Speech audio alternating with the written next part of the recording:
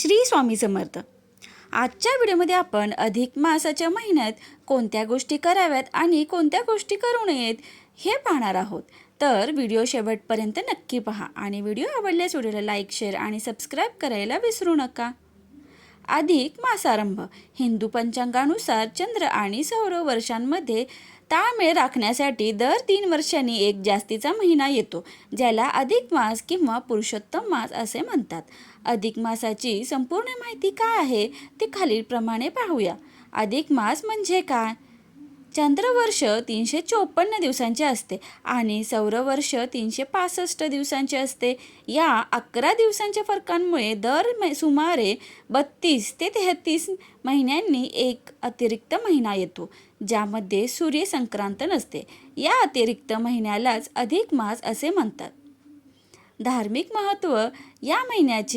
या महिन्याला भगवान विष्णूचा महिना मानले जाते, त्यामुळे याला पुरुषोत्तम मास असे विष्णूंचे नाव असेही दिले जाते. या काळात उपवास, पूजापाठ, जप, तीर्थयात्रा आणि दानधर्म करणे अत्यंत पुण्यकारक मानले जाते. असे केल्याने आध्यात्मिक प्रगती होते आणि पापांचा नाश होतो, अशी धारणा आहे. या महिन्याला धोंड्याचा महिना असेही म्हणतात. महाराष्ट्रात अधिक मासाला धोंड्याचा महिना असे म्हणतात. या महिन्यात जावयाचा सन्मान करण्यासाठी आणि 33 धोंडे म्हणजेच गव्हाचे किंवा इतर गोड पदार्थ दान देण्याची एक सुंदर अशी सांस्कृतिक परंपरा आहे.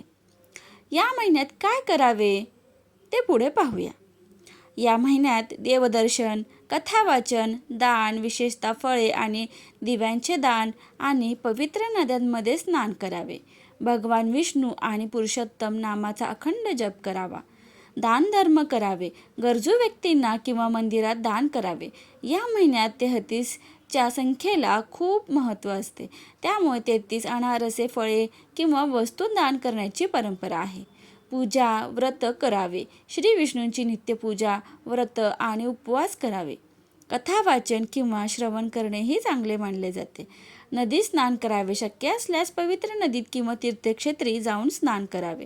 दीपदान करावे. संध्याकाळच्या वेळी तुळशीजवळ किंवा मंदिरात दिवा लावणे शुभ मानले जाते.